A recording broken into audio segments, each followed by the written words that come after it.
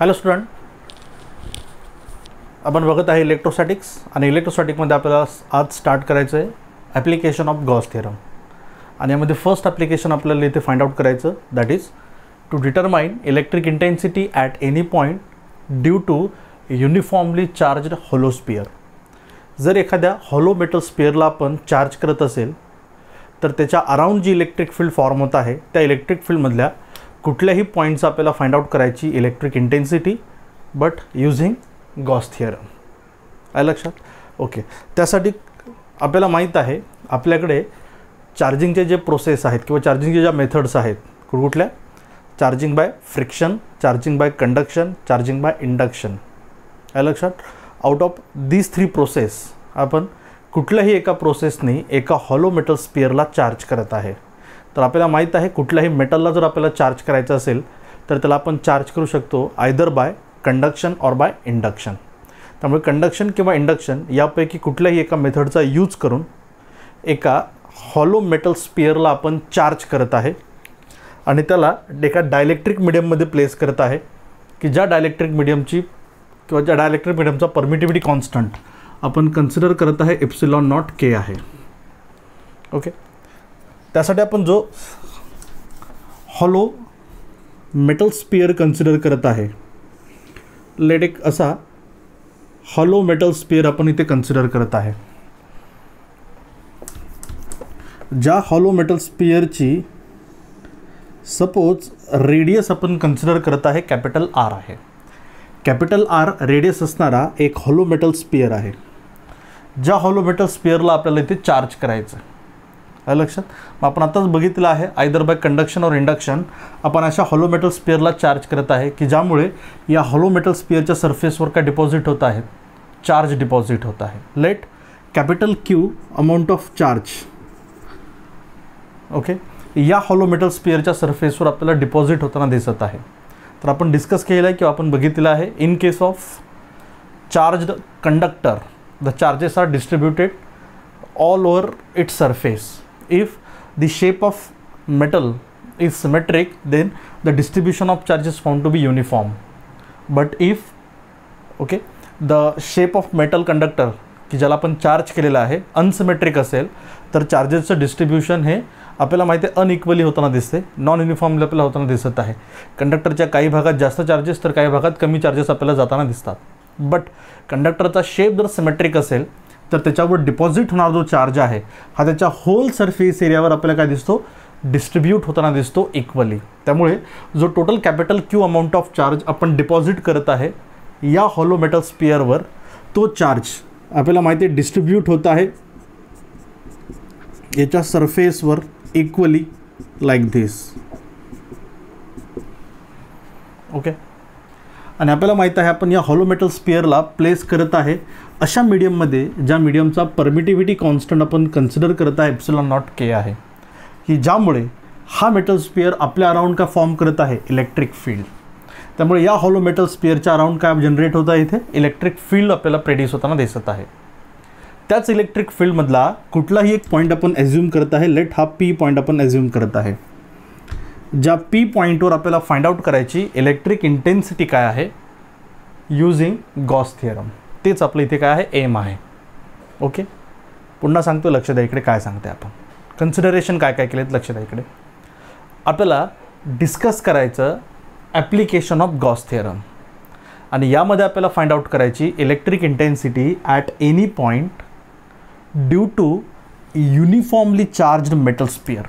जर एखाद्या मेटल स्पियरला आपण चार्ज करत असेल तर त्याच्या सरफेसवर डिपॉझिट होणाऱ्या चार्जेसमुळे त्याच्या अराउंड जी इलेक्ट्रिक फील्ड प्रोड्यूस होत आहे त्या इलेक्ट्रिक फील्डमधल्या कुठल्याही पॉईंटची आपल्याला फाइंड आउट करायची इलेक्ट्रिक इंटेन्सिटी, बट कशाचा यूज करून, गॉस थिअरमचा यूज करून.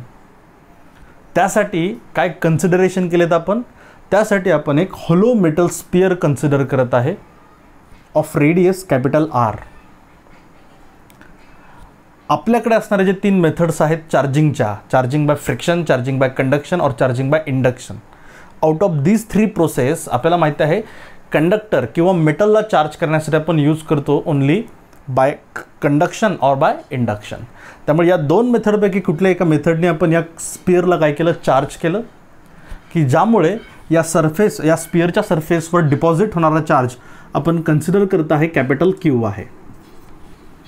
आपण बघितलं आहे की कुठलाही मेटल किंवा कुठलाही कंडक्टर जर चार्ज होत असेल तर त्याच्या सरफेसवर प्रोड्यूस होणारा चार्ज हा एखाद्या रिजनमध्ये कन्फाईंड न राहता तो काय होतो, डिस्ट्रीब्यूट होतो. आलं लक्षात. आणि distribution of charge is found to be uniform if the shape of conductor is symmetric, or आपल्याला माहीत आहे if the shape of conductor is unsymmetric then the distribution of charge is found to be non uniform. त्यामुळे कंडक्टरच्या काही भागात जास्त काही भागात कमी चार्जेस आपल्याला असं जाताना दिसते. बट इथे आपल्याला माहिती आहे कंडक्टर सिमेट्रिक शेपचा आहे, त्यामुळे याच्या सरफेसवर डिपॉझिट होणारा जो टोटल कॅपिटल क्यू चार्ज आहे तो डिस्ट्रीब्यूट होत आहे equally over all it surface area. याच्या प्रत्येक सरफेस एरियावर याचं काय होत आहे, इक्वल आपल्याला डिस्ट्रीब्युशन होताना दिसत आहे. त्यामुळे तो त्याच्या अराउंड काय जनरेट करत आहे, इलेक्ट्रिक फील्ड. त्याच इलेक्ट्रिक फील्डमधला हा एक पी पॉईंट आपण ॲझ्युम करत आहे की जो सेंटर ऑफ चार्ज स्पिअरपासून आपण कन्सिडर करत आहे सपोज स्मॉल आर्या डिस्टन्सवर आहे. सेंटर ऑफ चार्ज स्पिअर्सपासून स्मॉल आर्या डिस्टन्सवर असणाऱ्या पी या पॉईंटची आपल्याला फाइंड आउट करायची electric intensity using Gauss theorem. आहे लक्षात. तर गॉस थिअरमचा यूज करून दिलेल्या पॉईंटची इलेक्ट्रिक इंटेन्सिटी फाइंड आउट करण्यासाठी काही प्रोसेस आहेत. ओके, त्या स्टेप्स आपण इथं अगोदर डिस्कस करू. त्यामध्ये फर्स्ट ऑफ ऑल आपण काय करतो की ज्याही चार्जड बॉडीच्या अराउंड असणाऱ्या कुठल्याही पॉईंटची जर इलेक्ट्रिक इंटेन्सिटी गॉस थिअरमचा यूज करून जर आपल्याला कॅल्क्युलेट करायची असेल तर फर्स्ट ऑफ ऑल सर्वात अगोदर आपण काय घेत असतो, depending upon the shape of conductor की ज्याला आपण चार्ज करत आहे त्याच्यावर चार्जेसचं काय होतं, डिस्ट्रीब्युशन होत आहे. आणि त्याच चार्ज डिस्ट्रीब्युशनवरून आपण फर्स्ट ऑफ ऑल इथे डिफाईन करतो याची चार्ज डेन्सिटी. ओके, सेकंड पॉईंटमध्ये आपण काय करत असतो बघा, लक्ष द्या की ज्या पॉईंटची इलेक्ट्रिक इंटेन्सिटी आपल्याला कॅल्क्युलेट करायची, ओके, तो पॉईंट एखाद्या क्लोज्ड सरफेसवर राहील असा इमॅजिनरी क्लोज सरफेस आपण तिथे ड्रॉ करत असतो.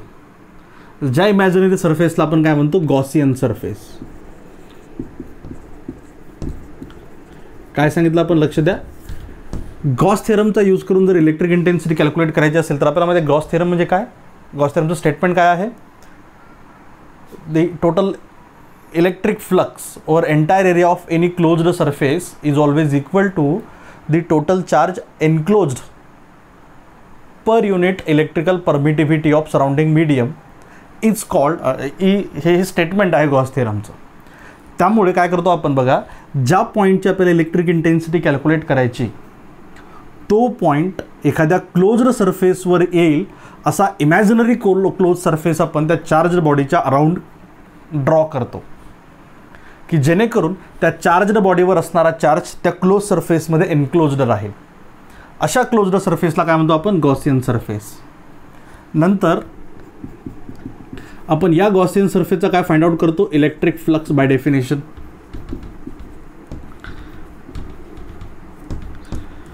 दिलेल्या गॉसियन सरफेसचा आपण काय फाइंड आउट करत आहे, electric flux but by definition. Okay, next स्टेपमध्ये आपण काय करतो, again electric flux of Gaussian surface by Gauss theorem. नंतर आपण त्याच क्लोज सरफेसचा काय फाइंड आउट करत असतो, इलेक्ट्रिक फ्लक्स, पण कशाचा यूज करून, गॉस थिअरमचा यूज करून. त्या दोन्ही मेथडनी मिळणारे जे इलेक्ट्रिक फ्लक्स आहेत ते आपण एकमेकांसोबत कम्पेअर करतो नेक्स्ट स्टेपमध्ये, कंपेअरिंग इलेक्ट्रिक फ्लक्स. आणि लास्टली आपण त्याच्यावरून काय फाइंड आउट करतो, मग इलेक्ट्रिक इंटेन्सिटी. त्यामुळे गॉस थिअरमचा यूज करून जर इलेक्ट्रिक इंटेन्सिटी कॅल्क्युलेट करायची असतील तर या सर्व प्रोसिजर्स आपल्याला फॉलो करावे लागतात किंवा या सर्व स्टेप आपण फॉलो करतो आणि लास्टली आपल्याला काय मिळते, मग इलेक्ट्रिक इंटेन्सिटी. पुन्हा रिवाइज करू, लक्ष द्या. फर्स्ट ऑफ ऑल काय करतो आपण, depending upon the shape of conductor, charged conductor आपण काय डिफाईन करत आहे, चार्ज डेन्सिटी. सेकंड पॉईंटमध्ये आपण काय करत आहे की अशा चार्ज कंडक्टरच्या अराउंड जी इलेक्ट्रिक फील्ड तयार होत आहे त्या इलेक्ट्रिक फील्डमधल्या कुठल्याही पॉईंटची इलेक्ट्रिक इंटेन्सिटी कॅल्क्युलेट करण्यासाठी आपण असा एक इमॅजिनरी क्लोज सरफेस त्याच्या अराउंड ड्रॉ करतो की ज्या इमॅजिनरी क्लोज सरफेसवर दिलेला पॉईंट येईल. आणि अशा इमॅजिनरी क्लोज सरफेसला काय म्हणतो आपण? Gaussian surface. नेक्स्ट स्टेपमध्ये आपण अशा गॉसियन सरफेसचा काय फाइंड आउट करत आहे? Electric flux. बाय डेफिनेशन आपल्याला माहिती definition of electric flux, it is the product of area vector and normal component of electric intensity. लक्षात. त्याच्यानंतरच्या स्टेपमध्ये आपण त्याच गॉसियन सरफेसचा अगेन काय फाइंड आउट करत आहे? Electric flux. बट कशाचा यूज करून? गॉस थिअरमचा यूज करून. ज्याचं स्टेटमेंट आपल्याला माहीत आहे, electric flux is equal to the ratio of total charge enclosed per unit electrical permittivity. आणि नंतर आपण त्या दोघांचे इलेक्ट्रिक फ्लक्सेस एकमेकांसोबत कंपेअर करून इलेक्ट्रिक इंटेन्सिटी कॅल्क्युलेट करत आहे. या सिंपल मेथड आहे गॉस थिअरम अप्लाय करण्याच्या, ज्या इथे आपण आता फॉलो करू. ओके ओके बघा मग आता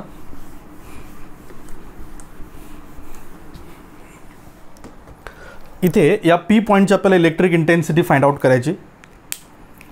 त्यासाठी पहिली स्टेप आपण सांगितली, depending upon the shape of conductor आपण काय डिफाईन करत आहे? Charge density. मग इथे बघा आपल्याला माहीत आहे हा हॉलो मेटल स्पियर आहे. त्यामुळे अशा हॉलो मेटल स्पियरवर जो चार्ज आपण डिपॉझिट केला कॅपिटल क्यू, तो डिस्ट्रीब्यूट होत आहे कसा? इक्वली, पण according to what? Its area. त्यामुळे आपण इथे डिफाईन करणार सरफेस चार्ज डेन्सिटी. आपण याच्यावर टोटल चार्ज डिपॉझिट केला किती? Capital Q. देअरफॉर इथे लिहितात आपल्याला surface charge density of charge sphere is, let ती सिग्माने रिप्रेझेंट करत आहे आपण. आपल्याला म्हणजे चार्ज डेन्सिटी म्हणजे what? Total charge upon total area, charge per unit area. Therefore charge आहे Q, area of sphere 4/3 4 pi r square 4 pi r square capital R. Okay, याला कन्सिडर करू आपण इक्वेशन नंबर फर्स्ट. ओके, पहिली step इथे आपण complete केली. दुसरं काय करत आहे आपण आता की दिलेल्या पॉईंटची इलेक्ट्रिक इंटेन्सिटी फाइंड आउट करण्यासाठी आपण इथे एक इमॅजिनरी क्लोज सरफेस ड्रॉ करणार, ज्याला आपण काय म्हणतो? Gaussian surface. त्यामुळे युजिंग गॉस थिअरम या पी पॉईंटची इलेक्ट्रिक इंटेन्सिटी कॅल्क्युलेट करण्यासाठी जो गॉसियन सरफेस इथे आपण कन्सिडर करत आहे, जो क्लोज्ड सरफेस इथे आपण कन्सिडर करत आहे इमॅजिनरी, तो क्लोज सरफेस पण आपण सपोज कन्सिडर करू स्पेरिकल शेपचाच आहे. बट असा स्पेरिकल शेप किंवा असा स्पेरिकल सरफेस की ज्याची रेडियस एक्झॅक्टली काय राहील? Small R. त्याचं सेंटर आणि चार स्पेअरचं सेंटर काय आहे? सेम कोसेंट्रिक्स आहेत. आणि पी पॉईंट हा एक्झॅक्टली त्याच्या काय दिसतो? सरफेसवर. त्यामुळे आपल्याला माहीत आहे जो गॉसियन सरफेस इथे आपण ड्रॉ करणार, तो गॉसियन सरफेस एक्झॅक्टली आपण घेत आहे कोणत्या शेपचा आहे? स्पेरिकल शेपचा आहे. असं. ओके, हा इमॅजिनरी क्लोज सरफेस आपण याच्या अराउंड ड्रॉ केला. असा घेतला आपण तो की जेणेकरून ज्या पॉईंटची इलेक्ट्रिक इंटेन्सिटी आपल्याला कॅल्क्युलेट करायची तो पॉईंट एक्झॅक्टली कुठे? त्याच्या सरफेसवर आहे. असं. आणि याची रेडियस काय? Small r. कळलं सगळ्यांना? चार्ज स्पियर आणि हा जो गॉसियन स्पियर आपण ड्रॉ केला, दोघांच्या रेडियस सेंटर कशा आहेत? सेम आहे. काय लक्षात? असं. नेक्स्ट स्टेपमध्ये काय करतो आपण आता? मग बाय डेफिनेशन याचे आपल्याला फाइंड आउट करायचा इलेक्ट्रिक फ्लक्स. मग इलेक्ट्रिक फ्लक्स फाइंड आउट करण्यासाठी आपल्याला सर्वात अगोदर इथे आपल्याला फाइंड आउट करावं लागेल किंवा इथे आपल्याला बघावं लागेल पी पॉईंटची इलेक्ट्रिक इंटेन्सिटी काय राहणार. तर तुम्हाला माहीत आहे की युनिफॉर्मली चार्ज्ड स्पियर आहे. त्यामुळे या युनिफॉर्मली चार्ज्ड स्पियरमुळे त्याच्या अराउंड जी इलेक्ट्रिक फील्ड तयार होत आहे, लक्षात, ती पण कशी राहणार? युनिफॉर्म म्हटल्यापेक्षा आपल्याला सांगता येणार की या स्पियरच्या गॉसियन स्पियरच्या सरफेसवर असणारा जो प्रत्येक पॉईंट दिसतो तुम्हाला, हा सरफेस ऑफ चार्ज्ड स्पियरपासून कसा आहे? इक्वी डिस्टन्सवर आहे. त्यामुळे या प्रत्येक पॉईंटवर स्पियरच्या इलेक्ट्रिक इंटेन्सिटी कशी राहणार? सेमच राहणार, सगळीकडे सारखेच. का? कारण आपल्याला माहीत आहे याच्या सरफेसवर असणारा जो प्रत्येक पॉईंट आहे हा चार्ज स्पियरपासून इक्वल डिस्टन्सवर आहे आणि याच्यावर चार्जेस पण सारखे डिस्ट्रीब्यूट झालेले आहेत. त्यामुळे electric intensity at any point on the surface of this outer sphere is same and it is found to be directed outward, कारण पॉझिटिव्ह चार्ज आहे आतले. त्यामुळे या पी पॉईंटची इलेक्ट्रिक इंटेन्सिटी इथे आपण इथे ड्रॉ करू शकतो, ती एक्झॅक्टली आउटवर्ड राहणार अशी E. This will be the direction of electric intensity at point P, जी आपल्याला फाइंड आउट करायची आहे. लक्षात? ओके. मग आता या आउटर स्पियरचा आपल्याला फाइंड आउट करायचा इलेक्ट्रिक फ्लक्स. त्यासाठी आपण कन्सिडर करत आहे या आउटर स्पियरचे large number of identical elements. आपण बघितलं होतं बघा इलेक्ट्रिक फ्लक्स कॅल्क्युलेट करताना की कुठल्याही क्लोज्ड सरफेसचे डेफिनेशननी जर इलेक्ट्रिक फ्लक्स कॅल्क्युलेट करायचे असतील तर आपण त्या क्लोज सरफेसला काय करतो, डिव्हाइड करतो. कशामध्ये? छोट्या छोट्या एलिमेंट्समध्ये, आयडेंटिकल एलिमेंट्समध्ये. त्यातल्या एका एलिमेंटचा इलेक्ट्रिक फ्लक्स कॅल्क्युलेट करतो आणि त्याला इंटिग्रेट करून आपल्याला काय मिळतं, पूर्ण क्लोज सरफेसचा मिळतं. एक्झॅक्टली तेच इथे आपण फॉलो करत आहे की हा जो आउटर स्पियर आहे याचा टोटल इलेक्ट्रिक फ्लक्स कॅल्क्युलेट करण्यासाठी या आउटर स्पियरला आपण डिव्हाइड करत आहे into large number of identical elements each of area D S. प्रत्येक किती एरियाचा घेतला आपण, डी एस एरियाचा. त्यातलाच एक एलिमेंट आपण इथे सिलेक्ट केला, तो या पी पॉईंटच्या अराउंड असणार आहे. हा सपोज हा आहे, तो हा एक एलिमेंट आहे याचा, आणि याचा पण एरिया किती आहे, डी एस. ओके. आता इथे आपल्याला बघता येणार बघा की हा जो स्मॉल एलिमेंट आहे डी एस एरियाचा, त्याच्या सरफेसवर असणाऱ्या या पी पॉईंटची इलेक्ट्रिक इंटेन्सिटी कॅपिटल ई आहे. इथे आपल्या असं लक्षात येत आहे that this electric intensity capital E itself is normal to d s. ती स्वतःच या डी एसला कशी आहे, नॉर्मल आहे, परपेंडिक्युलर आहे. का? कारण आपल्याला बघता येणार बघा हा स्मॉल, आता ओव्हरऑल क्लोज सरफेस आपण घेत आहे, सपोज हा आहे, त्यातला हा डी एस एलिमेंट एक घेतला आपण, इथे सेंटर आहे. या पी पॉईंटची इलेक्ट्रिक इंटेन्सिटी अशी इकडे आहे, अशी. याचा अर्थ इलेक्ट्रिक इंटेन्सिटी डी एस एरियाला इटसेल्फ कशी आहे, नॉर्मल आहे. त्यामुळे entire electric intensity at P is along the normal. त्यामुळे इथे नॉर्मल कंपोनंट घेण्याची गरज पडणार का आपल्याला? नाही. इथे बघता येईल आपल्याला, इथे येणार as electric intensity at P itself is normal to small area ds. Therefore आपल्याला माहित आहे इलेक्ट्रिक फ्लक्स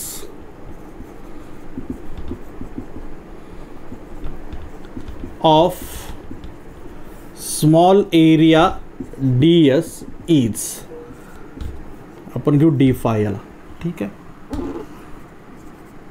इक्वल्स टू, बघा त्या स्मॉल एरिया डी एसचा इलेक्ट्रिक फ्लक्स काय सांगते डेफिनेशन आपल्याला, electric flux is the dot product of area vector and normal and electric intensity ठीक आहे. आता बघ एरिया वेक्टर काय आहे, डी एस, आणि इलेक्ट्रिक इंटेन्सिटी किती आहे, E. By definition we can write this as E D S cos theta, where theta is angle between area vector and electric intensity. आपल्याला माहिती आहे area vector is always directed along the normal line. Therefore इथे आपण area vector या red कलरच्या मार्करने जर show केला इथे, तर तो पण एक्झॅक्टली याच्यावरच येतो. This is d s vector. त्यामुळे दोघांमधला अँगल किती आहे, theta, 0. But theta equals to 0 and cos 0 equals to 1. Therefore electric flux d phi of small area ds is E into ds. ओके. आउटर स्पियर जो आहे, outer स्पियरवरचा जो एक element आहे, एक छोटासा एलिमेंट, आपण जे असंख्याचे तुकडे केले सारखे सारखे, त्यातला एक तुकडा जो घेतला आपण, त्याचा इलेक्ट्रिक फ्लक्स आपण डी फाय इथे कॅल्क्युलेट केला. नाव आता आपल्याला पूर्ण बाहेरच्या स्पियरचा इलेक्ट्रिक फ्लक्स कॅल्क्युलेट करायचा. इथे लिहिता येईल total electric flux of outer sphere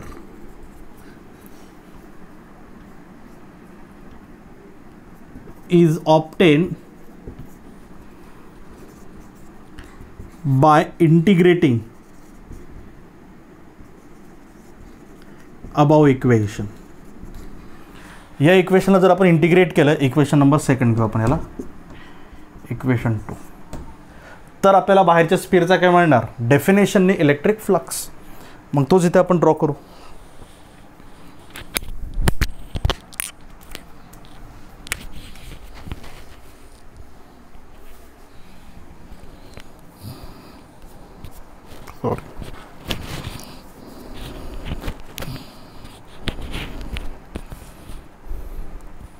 okay, तोच आपण इथे ड्रॉ करू.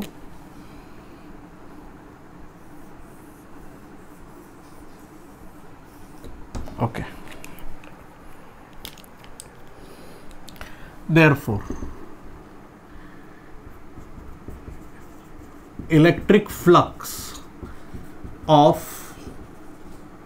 outer sphere, और त्यालाच काय म्हणतो आपण, Gaussian surface, closed surface, is phi, and which is equal to integration of D five. आणि याच डी फायची व्हॅल्यू आपल्याला माहिती आहे इक्वेशन 2 वरून काय आहे, ई इंटू टी एस. आलं लक्षात. आता इथे बघा, आपण आत्ताच बघितलं आहे की या आउटर स्पिअरच्या सरफेसवर असलेला प्रत्येक पॉईंट जो आहे तो प्रत्येक पॉईंट चार्जड स्पिअरच्या सरफेसपासून कसा आहे, इक्विडिस्टन्सवर आहे. त्यामुळे त्या प्रत्येक पॉईंटवर इलेक्ट्रिक इंटेन्सिटी कशी राहणार, सेम ई. या पॉईंटवर इलेक्ट्रिक इंटेन्सिटी किती राहणार, कॅपिटल ई. या पॉईंटवर किती राहणार, कॅपिटल ई. या पॉईंटवर किती राहणार, कॅपिटल ईच. या पॉईंटवर किती राहणार, कॅपिटल ईच. या पॉईंटवर किती राहणार, कॅपिटल ईच. याचा अर्थ या आउटर स्पिअरच्या प्रत्येक पॉईंटवर इलेक्ट्रिक इंटेन्सिटी किती आहे, सेम ई ई ई आहे.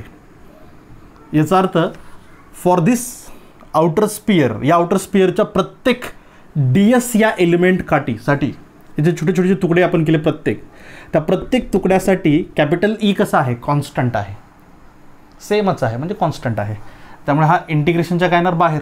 Therefore we can write phi is equal to E integration of d s. Right. आता बघा, डी एस झाला हा एक तुकडा. असे सगळे एलिमेंट जर आपण बाहेरच्या स्पिअरचे कलेक्ट केले, एकत्र केले, तर आपल्याला अल्टिमेटली काय मिळणार, बाहेरचा पूर्ण स्पिअर.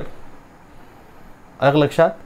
याचा अर्थ काय की इंटिग्रेशन ऑफ डी एस म्हणजे काय की या बाहेरच्या स्पिअरचे जे छोटे छोटे तुकडे आपण केले त्या प्रत्येक तुकड्याच्या एरियाची सम, आणि अल्टिमेटली आपल्याला या बाहेरच्या स्पिअरचा काय मिळतो मग तो एरिया. आलं लक्षात.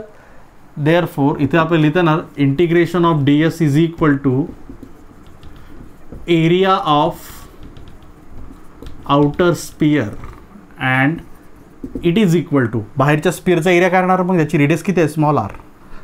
Therefore we can write 4 pi r square, and hence we can write this phi is equal to E as it is into 4 pi r square. Therefore this phi is equal to E into 4 pi small r square. Okay, this is equation number 3. हा आपण इथे find out केला. बघा आता या बाहेरच्या स्पिअरचा काय आहे, electric flux by definition. Next step आपण बघितली बाय डेफिनेशन. डेफिनेशनचा यूज करून आपण बाहेरच्या गॉसियन स्पिअरची काय फाइंड आउट केली इथे, इलेक्ट्रिक फ्लक्स. आता बाय गॉस थेरम आपल्याला बाहेरच्या स्पिअरचा इलेक्ट्रिक फ्लक्स काढायचा. ओके, इथे लिहिता येईल. Now by Gauss theorem electric flux of outer sphere will be, बाहेरच्या स्पिअरचा electric flux phi equals to काय सांगते डेफिनेशन आपल्याला, दी स्टेटमेंट गॉस थिअरमचं, electric flux over entire area of any closed surface is always equal to the ratio of total charge enclosed by that surface to the electrical permittivity. मग आपल्याला म्हणजे बाहेरच्या स्पिअरनी आपल्यामध्ये कोणाला सामावलं, कोणाला एन्क्लोज केलं, आतल्या स्पिअरला, आणि या आतल्या स्पिअरवर किती चार्ज आहे, क्यू. आणि सराउंडिंग मिडियमची परमिटिव्हिटी आपण कन्सिडर केलेली आहे एप्सिलॉन नॉट के आहे, राईट. त्यामुळे मग अकॉर्डिंग टू गॉस थिअरम या बाहेरच्या स्पियरचा इलेक्ट्रिक फ्लक्स काय होणार, त्याने एनक्लोज केलेला charge Q divided by permittivity epsilon not k by definition by statement. इथे लिहिता येईल Q upon epsilon not k. This is electric flux of outer sphere आणि याला कन्सिडर करू आपण इक्वेशन नंबर 4. इक्वेशन 3 बाहेरच्या स्पियरचा इलेक्ट्रिक फ्लक्स आहे बाय डेफिनेशन. इक्वेशन 4 बाहेरच्या स्पियरचा इलेक्ट्रिक फ्लक्स आहे बाय गॉस थिअरम. आलं लक्षात. त्यामुळे इक्वेट केले आपण इक्वेशन 3 आणि इक्वेशन 4 ला.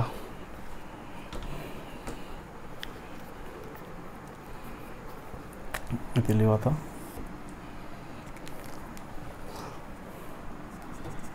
Equating equation 3 and 4. बघा ती इक्वेशन 3 आणि इक्वेशन 4चे LHS सेम आहे, देअरफॉर त्यांचे RHS पण घरातले same. Therefore we can write E into 4 pi small r square is equal to याचा RHS Q upon epsilon not K.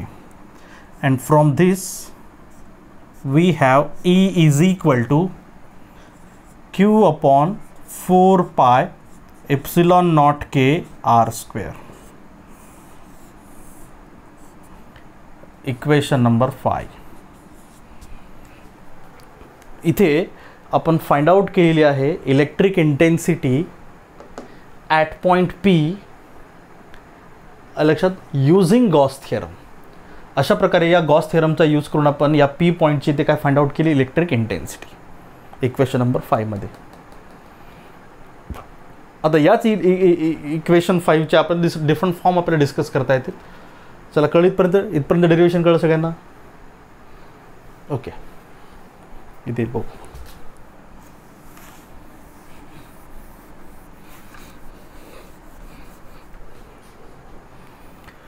Okay नाव इथे बघा आता from equation 1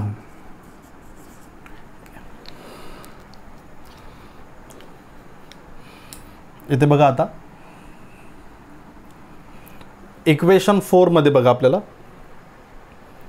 Q equals to काय लिहिता येईल आपल्याला बघा इथे Q इज इक्वल टू 4 पाय capital R square into sigma. Okay, now putting this value in equation 5 यामध्ये फेल प्लेस काय मिळते आपल्याला बघा मग E is equal to Q 4 pi capital R square sigma upon 4 pi epsilon not K small r square. इथे का 4 पाय gets cancel and hence we have red पेनने लिहू आपण इथे electric intensity at point P due to this sphere will be sigma into capital R square upon epsilon not k into small r square.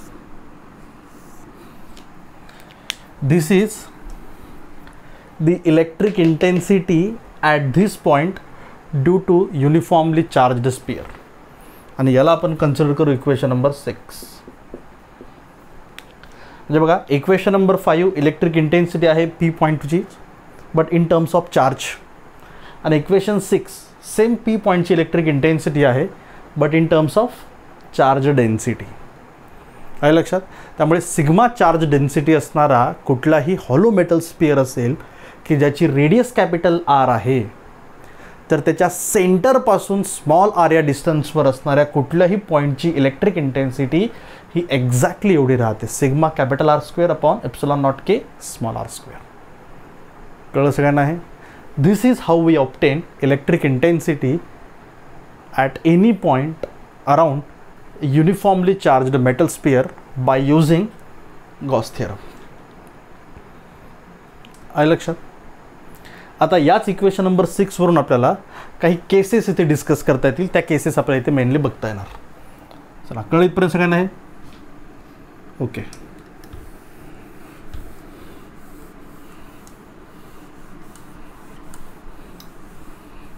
ठीक आहे. यामध्ये आपल्याला बघता येणार केस first.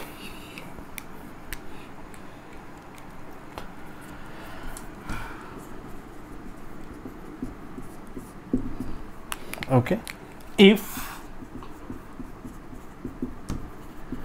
point P lies on the surface of charged sphere. Okay, हा जो P point आहे हा इथे असण्याच्या याच्या अराउंड असण्याच्याऐवजी जर याच्या सरफेसवर असता इथे, तर आपल्यामध्ये इथे P जर पॉइंट आहे तर इलेक्ट्रिक इंटेन्सिटी आपण ती कॅल्क्युलेट केली. If this point P lies on the surface of charged sphere इथे, तर आपल्याला माहिती आहे स्मॉल आर आणि कॅपिटल आर दोन्ही पण कशा असतात? सेम. देन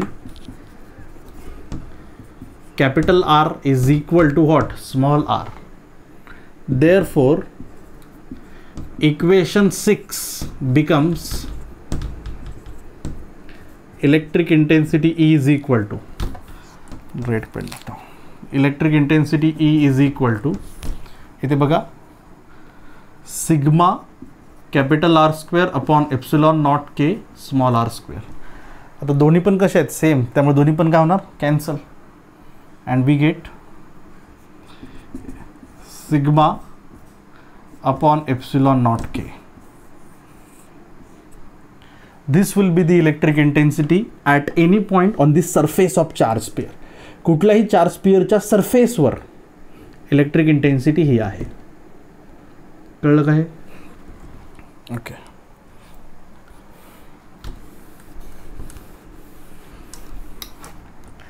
नाव केस 2 बघू आपण इथे. If point P lies inside charge sphere. जर हा P पॉइंट आता इथे घेतला आपण, इथे जर असता तर आपण फाइंड आउट केला हा. आता जर आतमध्ये असता इथे, तर आपल्याला माहित आहे इफ दिस पॉइंट P जर आपण कन्सिडर करत असेल इनसाइड द चार्ज स्पियर, तर हा जो बाहेर काढलेला गॉसियन स्पियर आहे हा डॉटेड, तो आपल्याला कुठे काढावा लागला असता? असा आतमध्ये. आणि आपल्याला माहिती आहे आतमध्ये ड्रॉ केलेल्या या स्पियरने आपल्यामध्ये चार्जेसला इन्क्लोज केलेला आहे का? नाही. चार्जेस त्याच्या कुठे आहे? बाहेर दिसणार आपल्याला इथे. त्यामुळे आतमध्ये जर त्याने आपल्यामध्ये चार्जेस कुठलाही इन्क्लोज केलेला नसेल तर आपण बघितलं त्याचा इलेक्ट्रिक फ्लक्स किती राहणार? 0. आता मग आतल्या स्पियरचा जर इलेक्ट्रिक फ्लक्स 0 असेल तर ऑब्वियसली इलेक्ट्रिक इंटेन्सिटी पण काय राहणार? 0. म्हणून electric intensity inside any closed conductor, एखादा चार्ज्ड क्लोज कंडक्टरच्या आतमध्ये इलेक्ट्रिक इंटेन्सिटी ही नेहमी किती असते? 0. कळलं का तुम्हाला काय?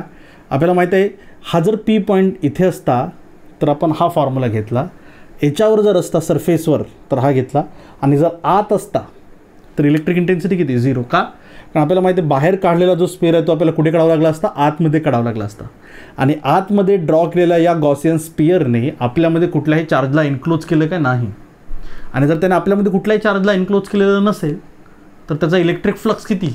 0. त्यामुळे इलेक्ट्रिक इंटेन्सिटी पण किती राहणार? 0. काय लक्षात?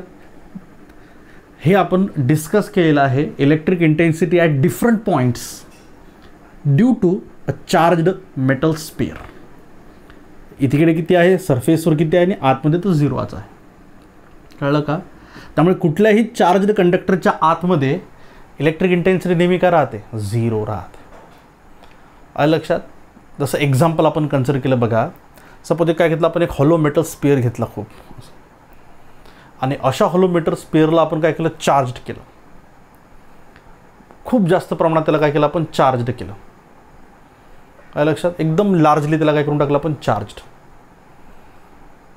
काय लक्षात? आणि सपोज समहाव आपण काय केलं, त्याच्या ओपनिंग जर केलं आपण, सपोज थोडंसं खिडकीसारखं जर केलं आपण आणि आतमध्ये जर उडी मारली तर काय होणार? काहीच नाही. का? कारण आपल्याला माहिती आहे आतमध्ये इलेक्ट्रिक इंटेन्सिटी काय आहे? 0. म्हणून आपल्याला माहिती आहे की कुठलाही मेटल जर असेल मेटल, तर तो मेटल काय करतो? इलेक्ट्रिक शिल्डिंगचं काम करतो. तसंच एक्झाम्पल आपल्याला माहिती आहे सध्या पावसाळ्याचे दिवस आहेत आणि आपण बघतो विजा चमकतात खूप.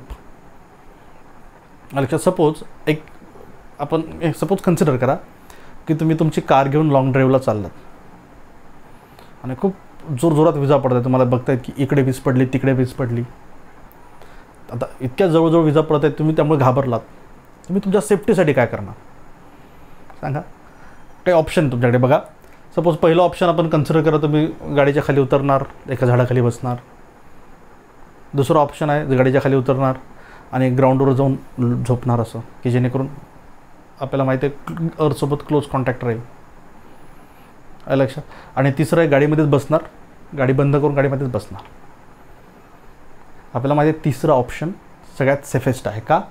कारण आपल्याला माहिती आहे की आपण गाडीमध्ये जर बसलं तर काय, आपण इलेक्ट्रिक मेटल जे आहे, मेटल ॲक्च्युली काय करतं? इलेक्ट्रिक शिल्डिंगचं काम करतं. आहे लक्षात. इलेक्ट्रिक फील्ड जे आहे inside the metal sphere, inside the hollow metal conductor is always 0. त्यामुळे मेटल शिल्डिंगचं काम, इलेक्ट्रिक शिल्डिंगचं काम करत असल्यामुळे सेफेस्ट आहे गाडीत बसणे.